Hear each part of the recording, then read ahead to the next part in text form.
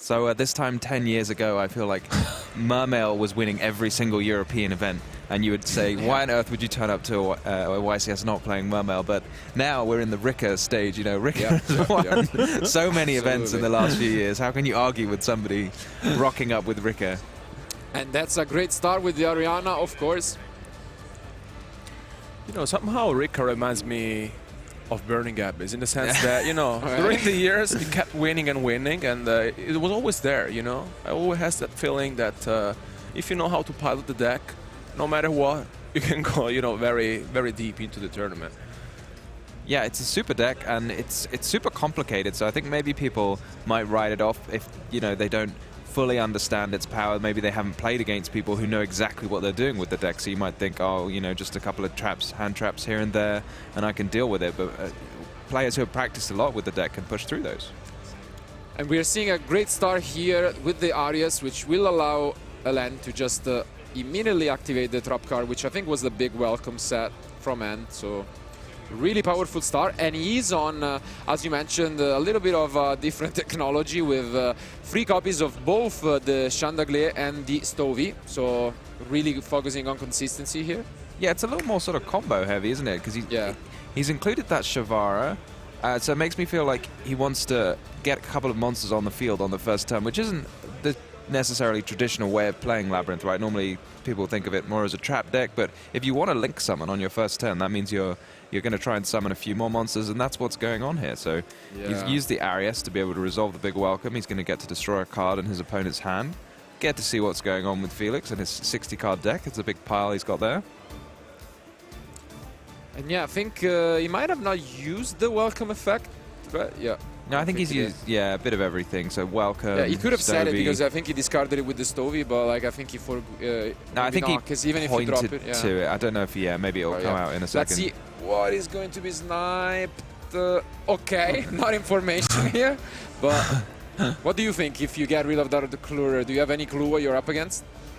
I guess, I feel like it could go in almost anything. Yeah. One thing, a trend I see in a lot of 60-card decks is to run... Oh, I think you're right. He may have missed the welcome.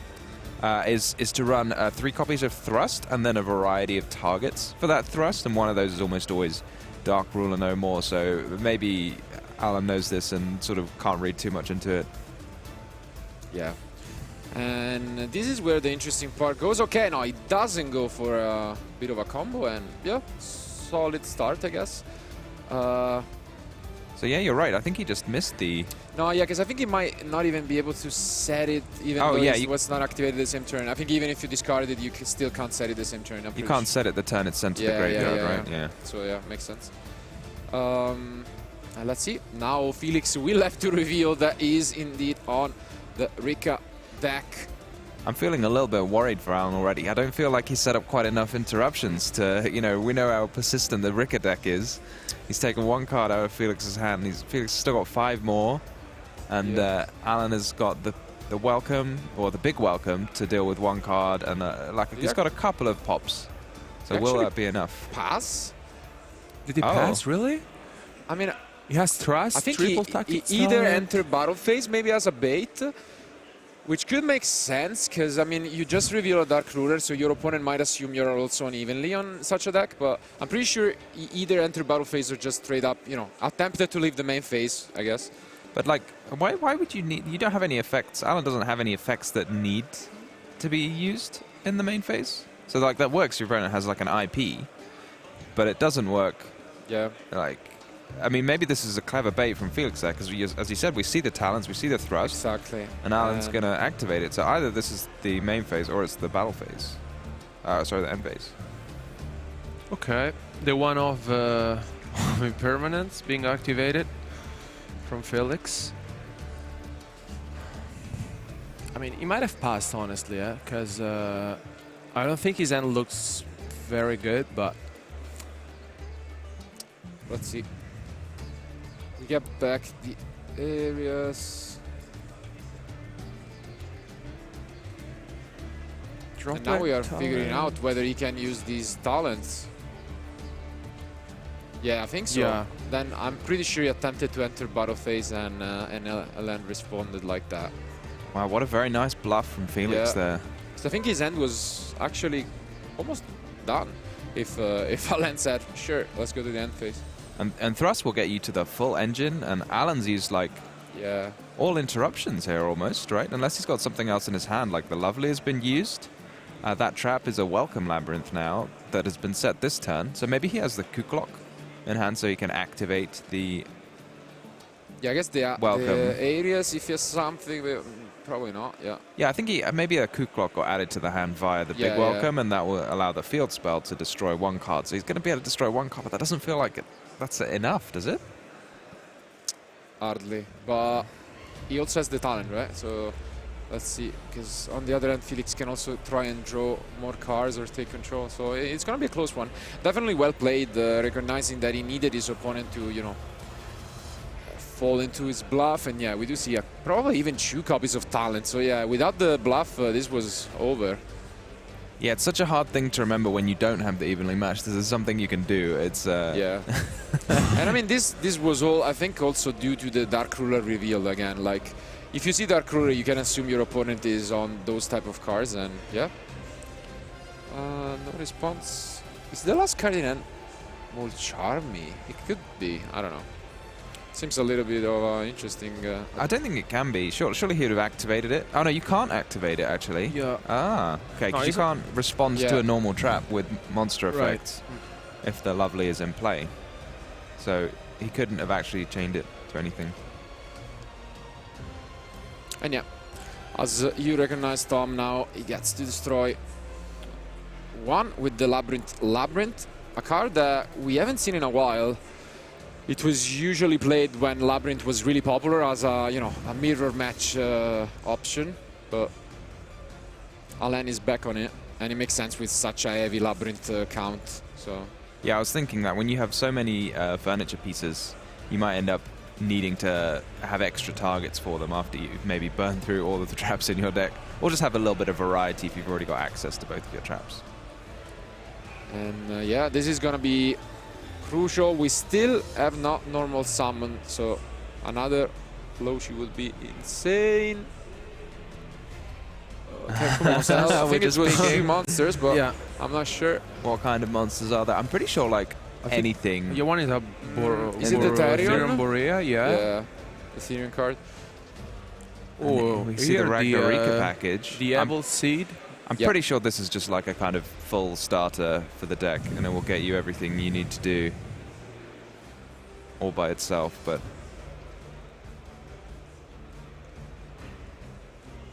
yeah, it basically is adding 2 different Ragnarok cards from his deck to the hand.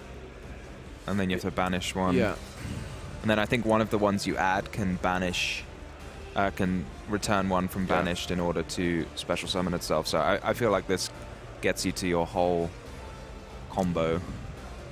Absolutely.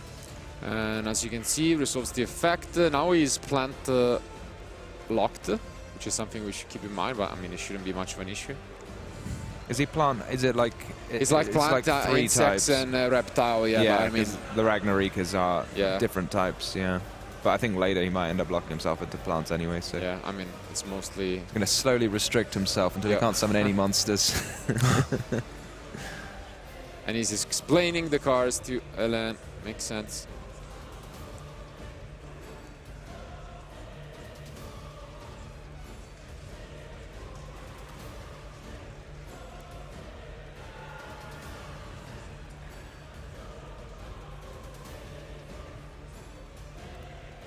Okay, and here he goes for this skeletal, I guess, yeah. Yeah, skeletal soldier coming down. I'm gonna bring it up for you guys on screen. He can, link climb, because he can summon one back from the graveyard. Wow, so yeah, more than just link climb, right? Because we've got the Sunseed Genus Loci in the graveyard there. Yeah, with the effect you can special summon only the Ragnarika, but then it allows you to even keep on going, because when it's in the graveyard you can special summon it back, so it's kind of like as if it represents 4 monsters by itself. But I like, honestly, the Ragnarok addition to the deck, which I think this is the first time we see on screen, because, it's like it gives the deck another speed, right? Because, this was what Felix was hoping for, and here again, I think he will try his chances.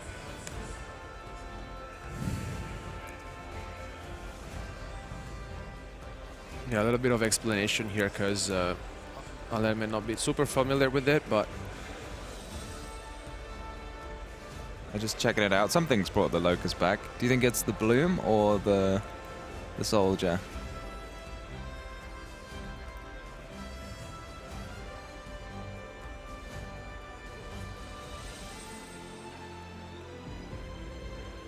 Ooh, but are we seeing it just an Ibiru from Alain?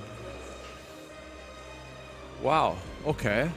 Which actually is quite, detrimental to himself. It's quite destructive to his own field. Yeah, what's But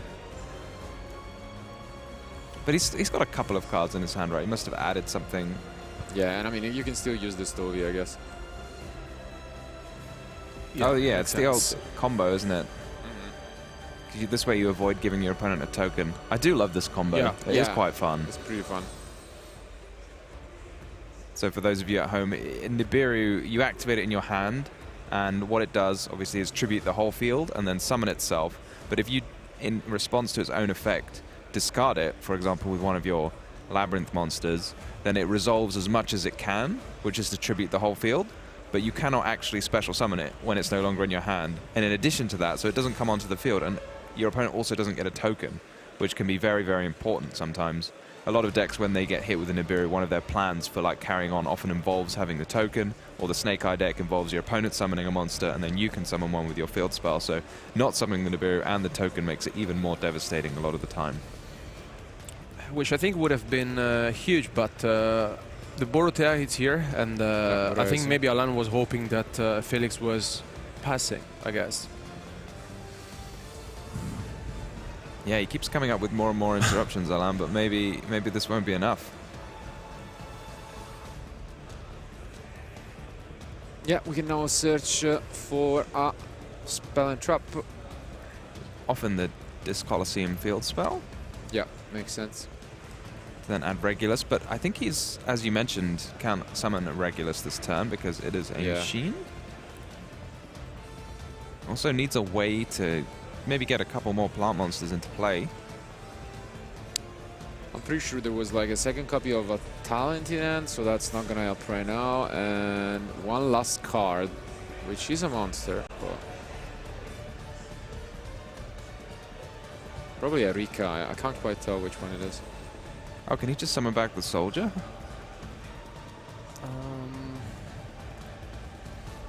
How does that work? He's had a little look at it.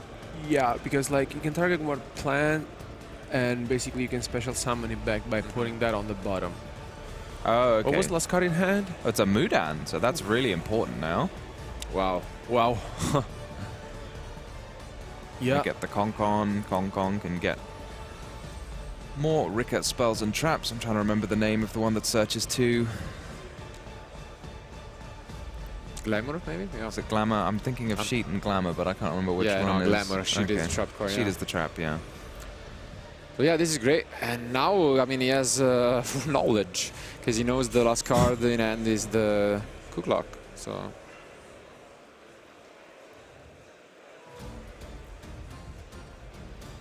looks rough for Alain. He's tried his best with what he had, and seems just like the Rikka deck has more gas in the tank.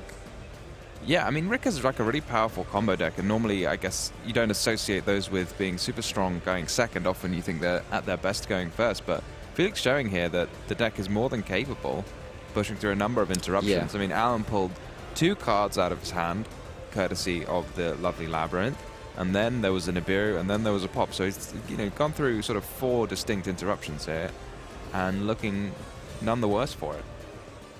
I also think it made sense from Alain's point of view to activate the Nibiru, right? Because, you just want to stop your opponent, but, maybe that's what you were saying before, Tom, right? Maybe sometimes you just have to understand where is the best spot to activate your hand traps against plants.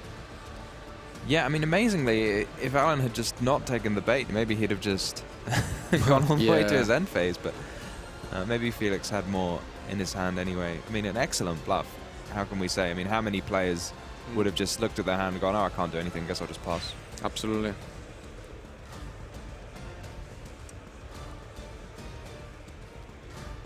So we see an Aramage Link allowing you to activate Humid Winds from your deck. Very powerful card, Humid Winds. You can pay to add more Aramages from your deck to your hand, and then you can also just gain a couple of life points, which doesn't sound that useful, but when you have an Aramage Jasmine in play from the extra deck, that will let you search even more plant monsters, and that effect is not, as we sometimes say, a hard once per turn. So if you have a couple of those on the field, you can search a number of cards. It does start to get a little bit silly after a while. Yeah, and this is all possible also because Felix is playing 60 cards, by the way. So he can afford to play all of these one-offs, which maybe you don't necessarily want to draw, but, you know, it's definitely less likely to open them up in 60. And still have a lot of different ways to access your combo, so can work. We've seen also Jessica have some success with the 60-card build. So. Yeah, she showed me this deck in a sort of combo video like the ones we do here at the UK National Championships, and she went through an absolutely like massive combo, which started with just, you know, like one Rikka monster. Yeah. And you ended up with like everything, and you'd used half your deck, and you resolved the Jasmine like 5 times courtesy of the Humid Wind or something. It was insane. So I wonder if we're going to see something similar from Felix here.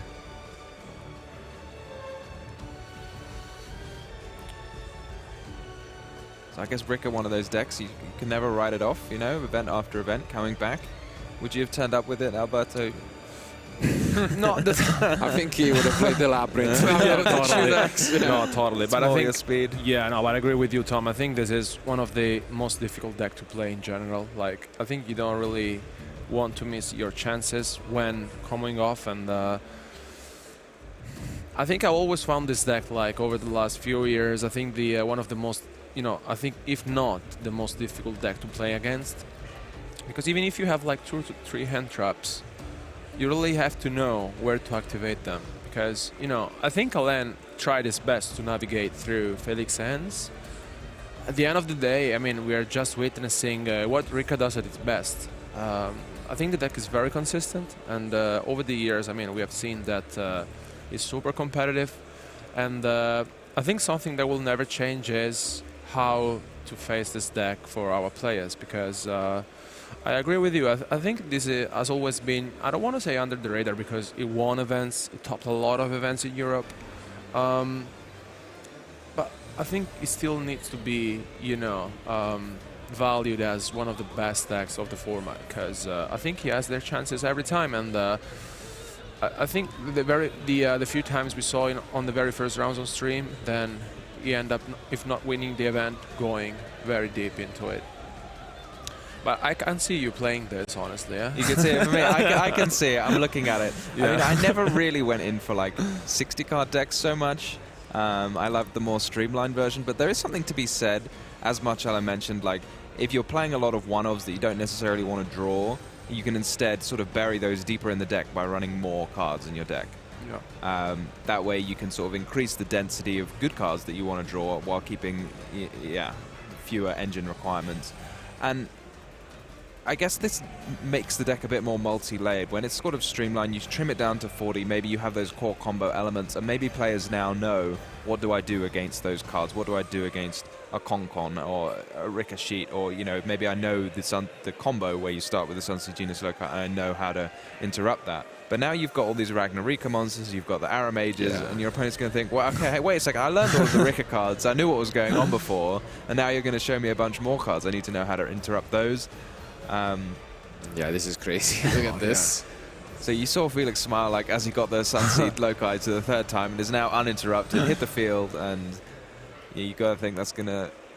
But it's always like that, honestly. I mean, how impressive is that from, you know, our plant players? And I think Felix is showcasing us how powerful the deck still is. And I mean, honestly, I'm impressed because, you know, entering in a YCS like this, the first YCS of the season, you show up with a Rikka deck, and I mean, in general, I'm a big fan of 60-card deck because you can play a lot of varieties, and yeah, as you previously mentioned, you can also, you know, can play some one-offs. You basically put your combo through. But yeah, I mean, I think, yeah, I mean, look at this. I think he has been doing this for the last, what, 12 minutes or something? Yeah. And I think if we look at the clock, actually 20 minutes have passed, and if you're Alain, I think you might even start considering picking up your cars. Just because I'm thinking this game is not looking good, and if we assume that maybe game 2 you can try and win going first, then you really don't want to start a game 3 with a few minutes on the clock against Rikka. So maybe it would be wise to start considering that as well. We are getting into the dangerous, you know, time zone with not picking up your cars here. Yeah, I mean, Rikka's one of the most difficult decks to play against when the clock runs down, isn't it? Because they're very good at gaining life points, and their turns take quite a long time. Exactly. So that's just a very naturally, dangerous combination. Yeah. So. But maybe Alain just wants to get the chance to see as many of the cards as possible, have a read, get familiar before going into the later games. That's all I can think of. Or maybe he's not sure exactly where this is going to end up. I mean, I guess none of us are except for Felix, so... It seems like we might be towards the end of this combo. Still a few interruptions, but... Let's take a look. Felix already made it to the top 16 actually of the German national championship this year. So I'm not sure if he played Rikka there, but I mean, surely. Might be. Rikka took it home there as well, didn't it? The German national championships. I mean, that weekend was really strong for Rikka, you know, both at yours in the UK and at Germany, yeah. So here we see, I think this is an Aram Age spell that can let you fusion by banishing monsters from your graveyard, which is quite a powerful effect.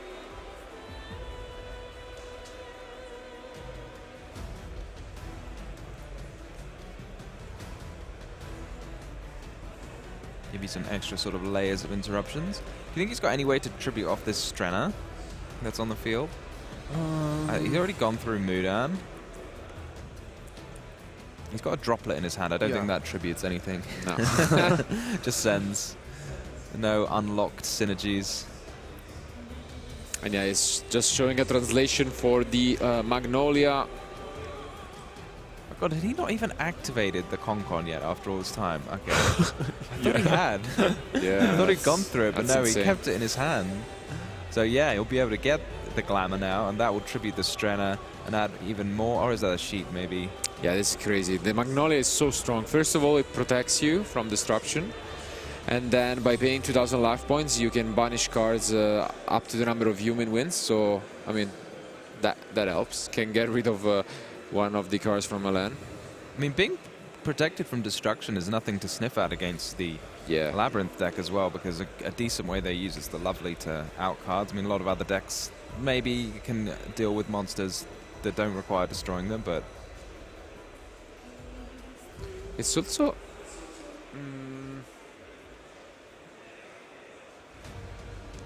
I was thinking, obviously, back to what we mentioned with the bluff. Because if that's the case, we still have a battle phase. Yeah. So, yeah, absolutely. If that was... And so, you know, the Magnolia has another sneaky effect, which it boosts all of your plant monsters. So, if he has enough, he might even... just close this duel out, but no, it doesn't seem like that's the case.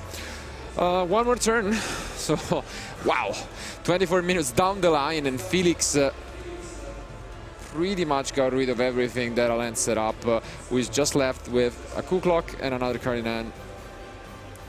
So, right, he's setting cards, so it doesn't look like he's about to attack, but I'm a bit confused then how the battle phase interaction kind of played out. Why would... Maybe it was like enter main and then go end of battle phase. Yeah, and maybe Alain was like during the battle phase. He did it at the end of, before the end of the battle phase. Wow. And yeah, there was still the interruption, as you can see, which is what you were asking, Tom. There was some way to tribute it.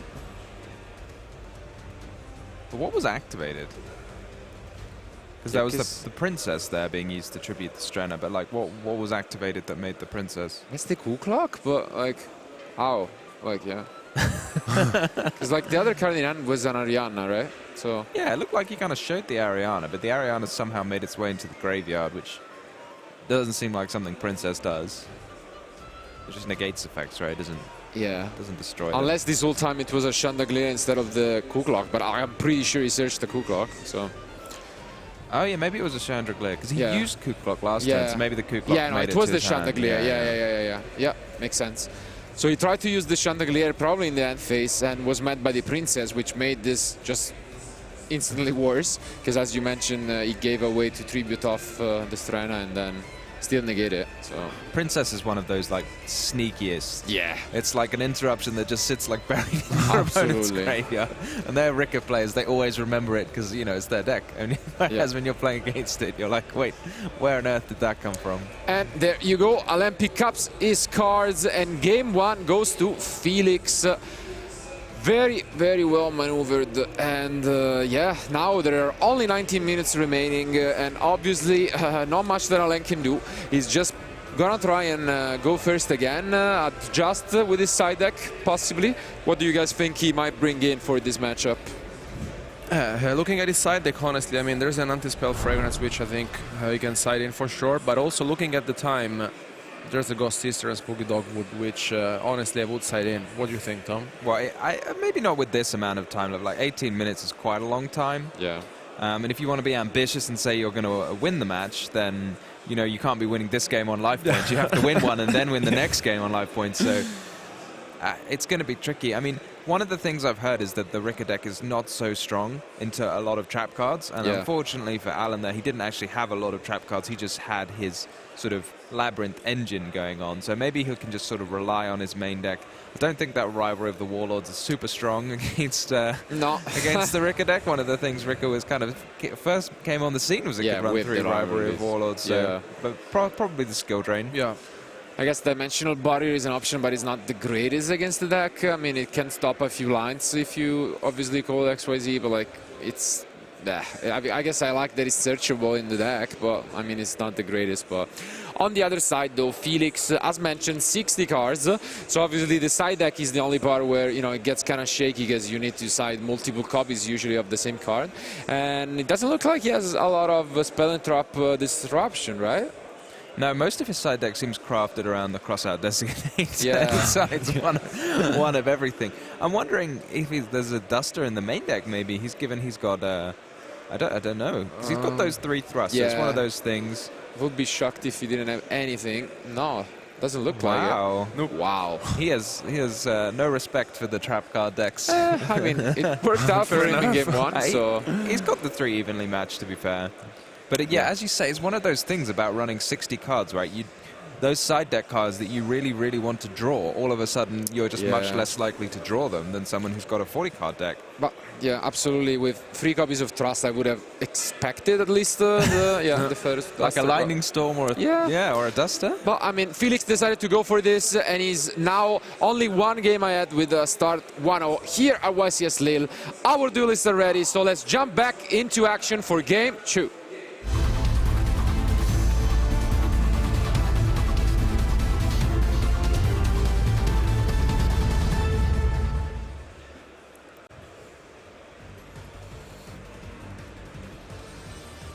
Here they are. Let's take a look at the end from Alain.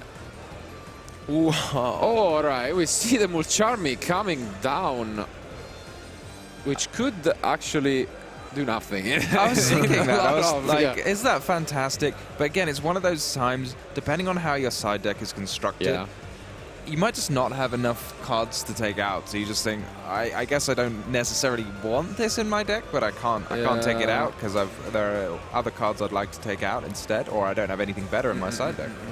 But opening in 60 cards is definitely impressive. I can tell you that much. Oh, and we see actually the Daruma given up by Alain. That's one of the best cards against the Rikka. Must have a pretty good hand then. Yep. You don't want to see your opponent discard a really good card. Absolutely. But yeah, I don't think the Mulcharmi is going to draw any card. Obviously, it was mainly good against an Ariana in the end from Alain, but doesn't seem like that's the case as if in game 1. And he's probably just asking confirmation on when his opponent is going to draw.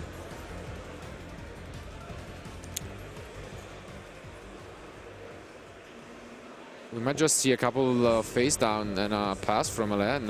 Yeah. This is how you play around, you know, the Max C. Oh, and we set a monster as well. Wow. Okay. The evenly is definitely something that could come into play, but we see a lot of spells from the end. Felix. No need to bluff the evenly this time. I think he can just start playing. Yeah. And wait for his opponent to activate a monster effect. But actually, I do see another Trust and Talent in the end. So this, again, kind of an issue. Really wanting to find a way for his opponent to activate a monster effect. Yeah, trap cards don't count. I mean, that is one of the... I mean, Thrust and Talent's such powerful cards, but you do always need that something to pair with them. And occasionally, if your opponent's just got a couple of trap cards or like an infinite impermanence, for example, sometimes that can be very frustrating because you think, oh, I just need my opponent to activate one monster effect, and then they hit you with the imperm, or they hit you with, in this case, maybe a Daruma cannon or something. And we get the pedal. Good way to start things off. Which might even be the only combo pieces in the end. Yeah, I get the feeling like a pedal is... It immediately locks you into plants, right? So... Is that right? When you search with the pedal? Yeah. So that cuts you off of using your Rikka to its fullest potential. Or using a Therion King Regulus, which is not ideal, but sometimes kind of needs must. Let's see if this prompts a reaction, and it is a second copy of Daruma. Wow. Immediately used on the pedal. Feels like a very strong reaction to a little pedal. Yeah, but I think it might be even enough, because I see a Regulus, a Trust and a Talent, and only one more card, which I can't quite figure out. Is it the Colosseum? Yeah, so the this... Colosseum. Yeah. Wow. So the only play is actually go for the Aurea. But I don't think he can even... Can he use it from there? No, I don't think so, right? Aurea... Because like in the graveyard, he only has the Mulcharmi and Purulia. So this might be it. Yeah. Alain definitely has a Labyrinth spell shot. I can't remember if he set the Welcome or the Big Welcome, but they're both equally powerful here, I think. And I think that might be it. Yeah. We see a pass from Felix. Well, let's hope it is the end phase this time and not... Yeah, absolutely. Not the end of the main phase. I just saw a Rivalry in his deck. Wow. I'm pretty sure. Okay. But yeah, here we are going to see a lot of effects. As you mentioned, this should be the end phase. I would be shocked if it wasn't. And this is going to be great news and looking much better for the French player. It's nice we get the France versus Germany, the two most represented countries. Right away, yep. We are going to snipe that Aurea.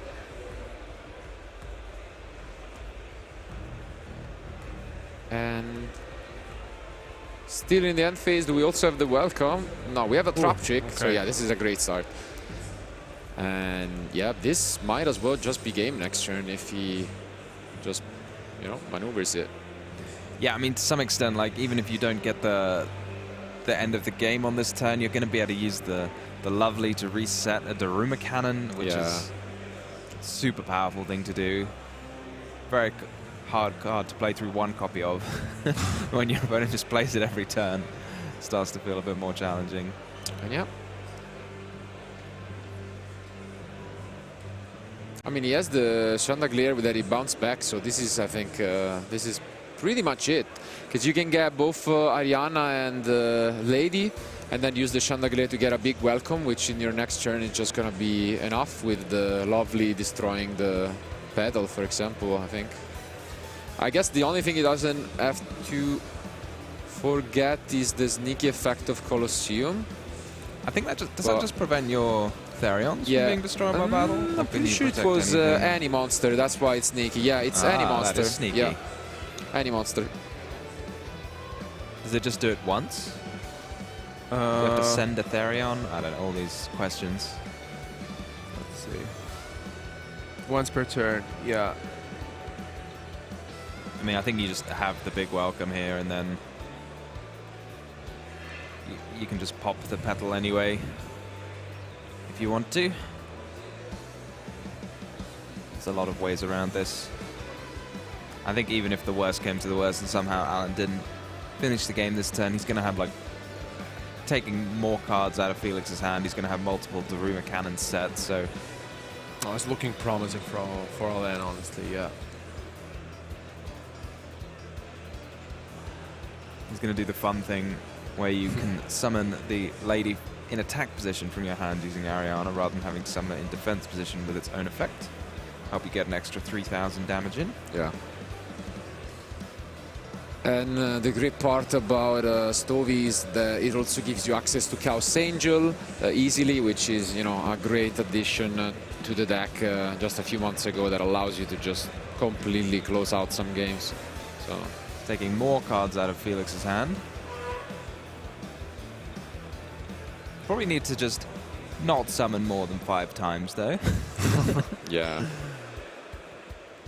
I feel like that's always something to keep your eye on. Because, you know, you wouldn't necessarily expect a Nibiru, but like Felix is running 60 cards. We already saw he had to keep in the Molchami, so he might have had to keep in the Nibiru. And there it is, Chaos Angel coming down. And this is 8,000, right? Yeah. Yep. Well played. Well played by Alain, who evens the score 1-1, but only 9 minutes are remaining, and that will be an interesting start to the game 3, because we saw how long a Rikka combo can take, so many different moves, and I think Alain is not on a lot of entraps and responses, so let's take a look maybe at this side deck now that he goes second, but it doesn't seem like he has many ways to interrupt. He has his own copies of Mulcharmi Purulia, so those are definitely really strong against the Rikka deck. But if you don't draw into the spooky dogwoods, I guess this could be over just before Alain even gets a turn of his own.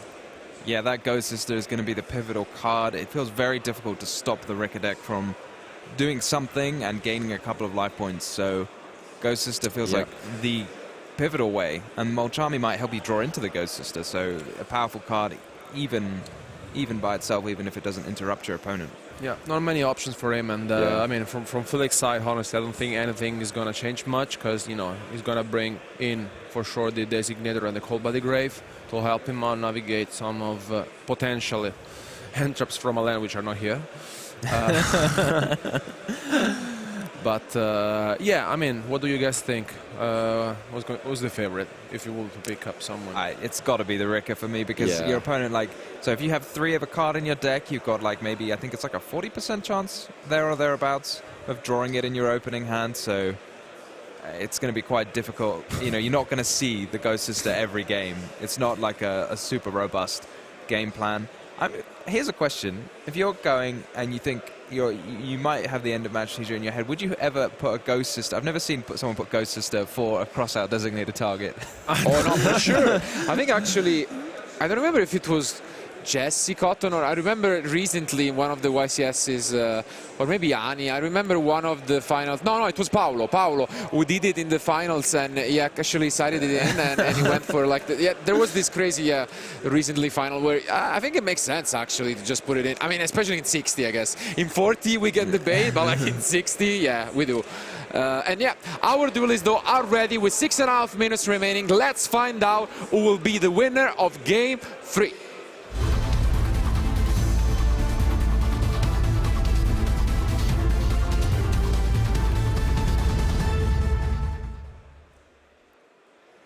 You know, one of the funniest things about that is often when you have a target for crossout designator, you really don't want to draw the card. But if it's close to timeout and your opponent Ghost Sisters you, then maybe you can just Ghost Sister them right back. True. And I think we have drawn once again into the Colosseum plus Regulus. Maybe he needs to run like 80 cards and then Okay. Yeah, a lot of one-offs in this end, actually. Yeah. Because even the Bloom, I think, is a one-off in his deck. So, does the Bloom kind of get you there? Does it? It lets you add the seed from your deck to your hand. You can get a Ranarika monster. Then have to discard. But then you have to discard. Yeah. But I mean, we saw. Oh, but he does have the cross out from the side deck, so we'll see whether he slided that in if Alain hits him with the spooky. So. I like that card. It's just the spooky. The spooky. It's very spooky near the end of the game. It's nearly Halloween. Yeah. Almost there. 1 year we'll get a YCS on Halloween.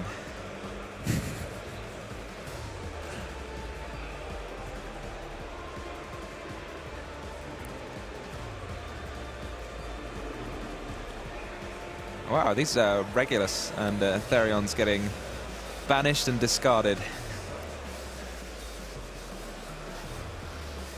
Not Felix's favorite cards at the moment. And we are not seeing the Spooky Dogwood here, it seems, from Alain, or maybe just asking whether it's an Irreverent or an effect special summon for that specific reason. How much attack do they have, actually? They're quite small, the regular Rikka monsters. Yeah. Some of them. 1500, the Samurai, and... okay. Yeah. And so 1500 is more than enough. But yeah, you don't want to do it when your opponent's only played a 0 attack monster. No. Okay, let's take a look. There is an Arius. Okay. Do you reckon Felix has got one of those in his deck for the cross out? Oh, and the Daruma. Ooh. That's a good one. Yeah. Just gonna take a read of the Samurai just in case there is a, you know, an additional effect you wanna keep in mind. And now we see the Colosseum though, and that's actually really good to get the Borea back. So you can get the Borea, but can you do anything else? No, I mean, you can access any plant, right? So you can just tribute and special, maybe. Does the what does the Borea? I thought it only searched Therion cards. No, but you can use the other effect. Ah, no, yeah, the Spell and Trap. You're right. So you can summon the Regulus. It's basically just a negate, right? Because the Regulus, I think the Therion monsters kind of give their own effect while they're equipped. So he's kind of got a negate. Just I think that's it. Wow. And a Borea. That was a super powerful interruption from Alain. Like, getting through the crossout designator as well, dealing with 2 monsters in one go, like, and setting them so you can't, like, use them out of the graveyard or anything like that. Yeah, that was good. And now we see the Jack back. I love back Jack. Normal summon. It's so much fun, isn't it? I loved it. It really brings me back. I used to play in Burning Abyss. All right. Oof. No, I played in Palio. That was brings me back, yeah. It's going to link summon maybe as Salamangreat. Almirage? Oh, no, Anima? Okay. Anima. Well played by Felix with the zones, I guess. Yeah, there you go. You got to remember. No 2 monsters summoned from the no monsters summoned from the extra deck. So Typhon, I don't know if he's running it, but he couldn't summon it even if he was. And now he's gonna use the effect. I mean, I don't think you ever negate it. So, are we not using the effect? All right. What's happened here? Does it not use the? Yeah. Yeah, I think he just realized. Yeah. Oh my God. I just realized. But you know what? Doesn't matter.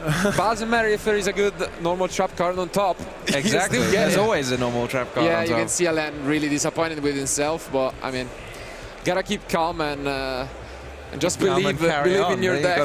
The British way. Yeah. But he didn't go for it, right? Yeah. I mean, setting a bunch of cards is powerful, but you have to be able to deal with the monsters. Otherwise, your opponent could just flip them up next turn. I think he has the Ice Dragon Prison, which could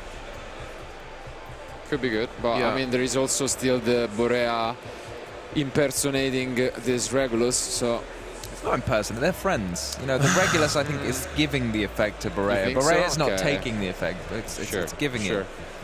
I reckon it's a collaboration. Yeah, it's a collaboration. I think all the Therions they're definitely friends. I think all the Therions. Yeah. They hang out together in a Colosseum. They're in a Colosseum. Yeah, they don't fight, they're just friends. Yeah, they're not the friendliest of places, but what do I know? I'm just from Rome, so yeah. Yeah. And yeah, as expected, the Ice Dragon Prison was negated. One of the best cards against the planned deck for sure, but unfortunately not quite there. I would have liked to see this Jack back. Just pray and get me another Daruma. But yeah, I totally agree. Is there some spell and trap removal going on here? seems like it, but I think the welcome... and now I want to see what the card on top of the deck was. I don't know, you're not going to see it much, are you? Show me. Show it to us. Show us. Yeah. Come on. You're going to have to live with it. No, it's not the card that didn't show. Well, look, he went through every other card in his deck, so you should be able to figure it out. Yeah, absolutely. Whoever figures it out, let me know. Yeah, let us know in the comments. Yeah. Stop the video and just go back. Well, here's the thing, though. And there's an handshake. Yeah. Hey. Oh, because I think it's he's time out. Is he on 9? How do you get to 9,000? Yeah, I mean, again, 1,000, and that's it. We're not even gonna try, but wow, what a start of this 375th YCS. Alain Lee, again, a trip from the past, two-time French national champion. But unfortunately for him, he had to lose out round one to Felix and his Rikka deck. Again, I mean, Rikka is just too strong in Europe, apparently, and he keeps on winning. And I mean, you can see why, especially, I would say, in a format where we haven't had a lot of events, new Forbidden Unlimited list. I think it makes a lot of sense to just bring a deck that you're familiar with when other duelists are maybe still trying to figure out how to adjust their decks. I'm still expecting a few people running, Snake Eye, but it's tough to find the correct direction of the deck. And yeah, I mean, good for Felix, a really dominant performance. Yeah, I mean, it's old reliable, isn't it? Like, if it keeps winning, then why would you take a different deck? Absolutely. And yeah, that definitely worked out for him. So yeah, just obviously as a reminder, we are going to have 8 rounds of Swiss actually being played today, because we are actually going to play for top 32. So the cut is going to be top 32 tomorrow, which is going to make it definitely a tough competition, if it wasn't already, for our duelist this weekend to try and fight for the new prize card. Another Versolaria, but yeah, I mean, great match. What can we say? They all tried it their best. I think it's always rough when they ask me, like in the past, what do you think is the toughest round? I always reply round 1, even more than getting into the top cut. I think it's just the round where you're, still a bit rusty maybe, and yeah, the emotions are there. So playing on stream is even tougher. What do you think? Yeah. Yeah, I mean, I think Alain, he is clearly a very, very experienced player, but I mean, maybe, as you say, he was playing before we had all this wonderful large feature match setup, so maybe he's not used to it either. No, for sure. I mean, I can tell you 11 years ago it wasn't it was slightly different, wasn't it? Yeah, for sure. And I mean, still a long way to go. I mean, you have to try and keep your composure. It can happen. And I mean, I can count a lot of players who were even able to win tournaments starting from around 1 loss. So it's never count out. And on the other hand, though, Felix obviously looking confident. A lot of different matchups ahead of him. And what do you guys think actually the deck stands in the current format? Do you think it has what it takes to actually win the event, the Rikka deck? I think he has potential, but especially because, I mean, we have mentioned this, I think it's very difficult to play against the deck. I mean, like, I think our players are not so prepared to play against it after years, honestly, of, dominating in the scene, being in the top cut anyways, and I mean, I think it's one of those decks in general that can play through hand traps very well. And I mean, I think Felix showed us in game 1 how he did it. So, what do you think, Tom? Yeah, I mean, it's so like layered now with all the different types of threats. You have the Arrow Mages, you have the Ragnarikas, you have the Rikka cards, and your opponent has to know how to deal with all of them. It's definitely a deck as well where you put the work in and then you get the rewards, right? You can't just pick this up the day before the YCS and turn up with it and expect to do well. You need to do the practice. And for players who have done the practice, they've got to play this deck for years and years. So good for them, really. Absolutely. And on the other side, though, I think both of the decks were not what we expected in terms of most represented.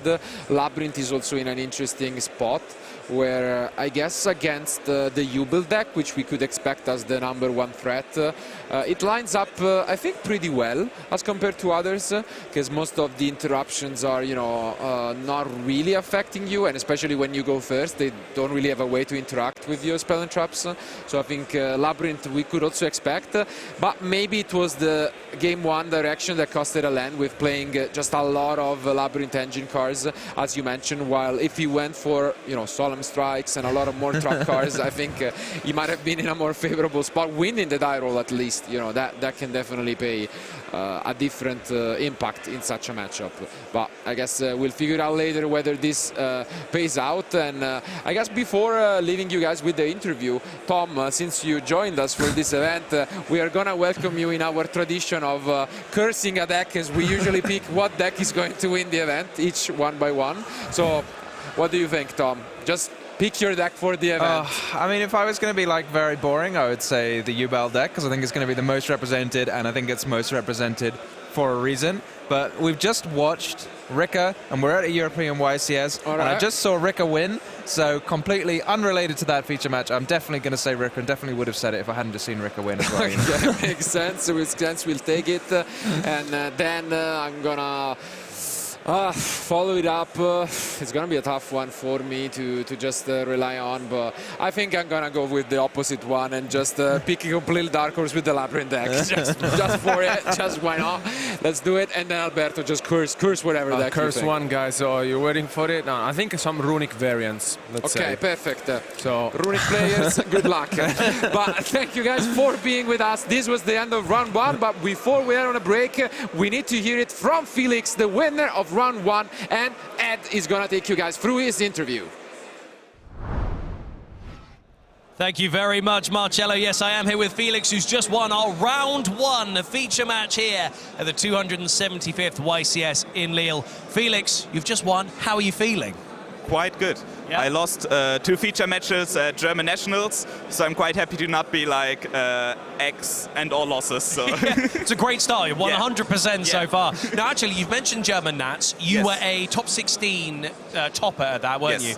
Now, you were playing Unchained there. Yes, I was. But you're playing Rikka here. Yeah, I was testing Unchained for this event too. Okay. But in my experience, there is just no deck as potent as Rikka for this event, so there was no point in playing Unchained. Because you're also friends, we were saying off camera, you're friends with Julius Schwarzkopf, yes, who is at your locals, won that Nat and won one of our previous YCSs with Rikka. Yes. So was this part of the decision-making process, or did you see that display and go, I could do this, but better? So, of course, seeing the deck week in, week out for at this point a year or something really helps with the decision-making progress, because I see how powerful it is, I see how good it is into interruptions, and I just see what it can do even with weak hands, with bricks, and with just non-engine too, so it's really just a very good deck, so the decision wasn't a hard one to make. We've seen our previous European champion, Jessica, playing it as well, piloting it to the championship. Do you think you can take Rikka all the way to the top cut this time? I don't know, but I will try. That's all we can ask for. I'm going to let you go over and join Basti so we can have your play-by-play. But thank you so much for joining us. Best of luck in the rest of your competition. And guys, this is what we're going to be doing. We're going to be doing a lot of these play-by-play things, which we started during the Euros, and we're now going to try and continue with this. So we get to have our players talk about every single move that they do. So basically, the interview is now divided into 2 segments. I sit and have the emotional conversation with them about how they're feeling and little things like that, maybe some moments in the thing and how they feel midway through the match or why they chose their deck. But then we get to go over to one of our casters who gets to go through the proper analysis. So with that in mind, I'm going to hand you over to Basti, who's going to take it through with Felix some of the play-by-play. Thank you so much, and of course we are back with our beautiful analysis desk and with our winner Felix, and Felix is now here with us to break down the plays we saw. You are now also a convinced plan player apparently, as every good European is, so we have to of course analyze this incredible feature match, and especially game number 1 of course had quite the showing. So let's go into the first highlight right away, as it's popping off here on the screen. We see that there's triple tactic talents, and you had to work your way to that card. So introduce us to, you probably wanted to go to the battle phase, and break down the entire process that happened until this point, pretty much. So my hand was just the Mudan and 5 non-engines, so I couldn't play at all. True. Then I went battle phase. He activated like the big welcome, triggered lovely. I impermed it, but now my thrust was live. It's probably because he wanted to play around evenly, yes, right? Okay. Exactly. And he popped turn 1 the Dark Ruler from my hand, which helped me because he now knew I was on board breaker, so he was actually scared of evenly instead of it just being a bait. Yes. Then he used this, I impermed it because I couldn't risk getting my engine hit. Absolutely. Then I searched for the unexpected die. That one got popped too with the field spell. And then with Talents I had to draw engine, and I drew probably the 2 best cards in my deck. You drew into the Seed, right? I drew Seed and Berea. Wow, that's pretty insane. Okay, then game develops, you drew good cards, you got to play. Yes. Next highlight, into it we go. We see that your opponent then decides to use Nibiru, and honestly, he pretty much used it as quickly as he could. Yes. What do you think about that? Was that maybe a little too early of him, or was that a good call? It was really early. I think he used it too early because he just doesn't know the deck that well. He also told me afterwards he just knew, keep the Lokai off the field, that's all I know about the deck. No, the thing is, like, Dryas only triggers when it gets summoned to EMZ, so I couldn't even link off for Dryas. True. I haven't used the Link 2 to Reborn yet, so the moment I have any extender for any plant, I can still go into Link 3 and combo from there, which I think I did. You absolutely did, and that's the next highlight. Let's go into that one real quick, because still game number 1, you went into the Rosemary, and Rosemary, now the Aroma part of the deck, because it's not only Rikka, but plants in general at this point, and we see that you get to basically go Rosemary, search the Aroma band, and then activate Humid Winds from the deck, and then that was not all, because is that still just almost full combo from here on? Kinda, right? Yeah, like, you're of course missing the Regulus, because I had to use the Berea to keep playing. Fair, fair. And I couldn't end on 2 XCs, but I still ended on basically the full end board. Which is the next highlight. Let's just, while you're talking about it, go into the next highlight, because there is the entire field that you ended up creating. Yeah. He has the Rikka sheet still in hand, because you are also going to place that onto the field, which is insane. Like, making all of this after your opponent did Nibiru, destroy one of your monsters, and then also, like, I was bamboozled back in the booth. Yeah, there. and I also had Princess in Graveyard, which I used in end phase to just negate the Chandrigly in hand, and then end on another monster negate. So it was like, after everything, I think it was a total of 5 to 6 potential interruptions.